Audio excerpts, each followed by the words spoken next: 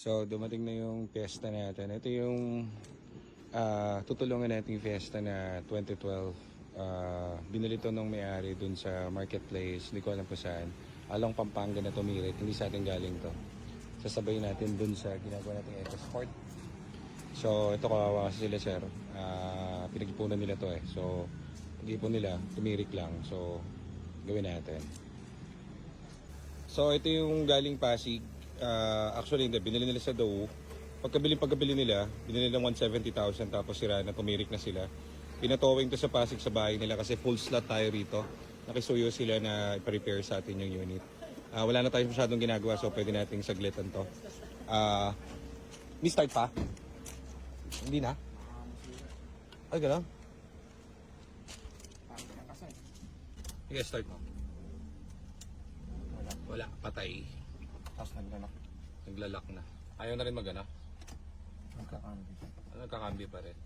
So, tinowing to papunta sa atin dito eh. So, yan yung issue nitong unit nung binili nila. So, imagine that kakabili lang nila nitong unit. 170k. Ayun, may start.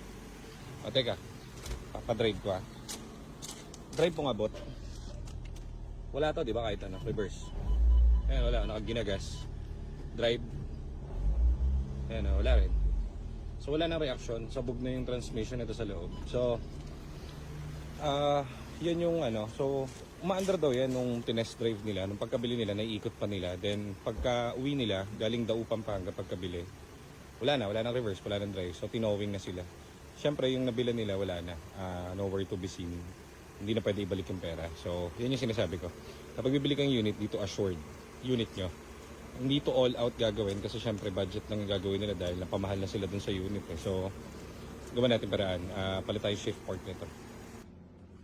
Ito yung gagamitin doon sa dalawa. EcoSport, pati yung Fiestang dumating. Brand na shift port. Yellow box yan.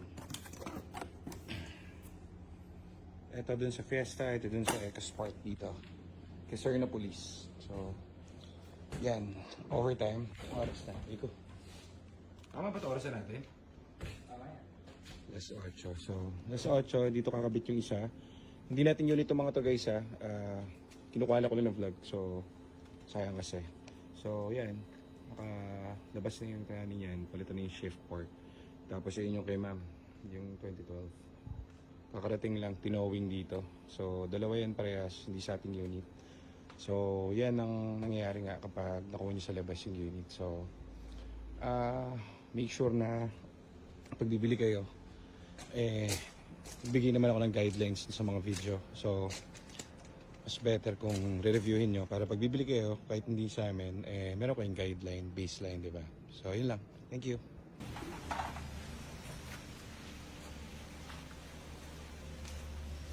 Yung tubig mo, hindi ko.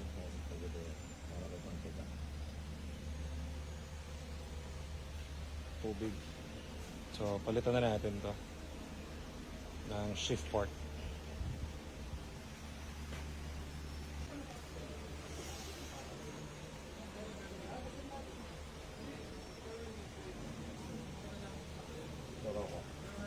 Ayan o, stock up yung pork niya, yung A and B gawa ng tubig. Ayan dito nang Tumatagas yung sa ECT housing. So nababasa yung sa loob. Oo, yun.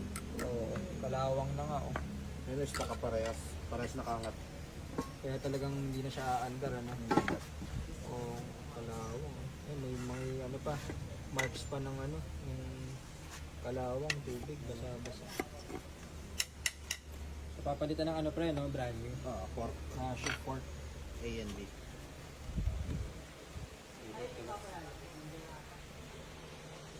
Okay. Pagkakabit na, pakita na lang natin yung brand new na ikakabit. Sige. Kabmarin niya ito, tumitik dito eh. Uy. Grabe yung binenta sa inyo. Parang Stock up yung dalawang pork eh. Parehas nakataas eh.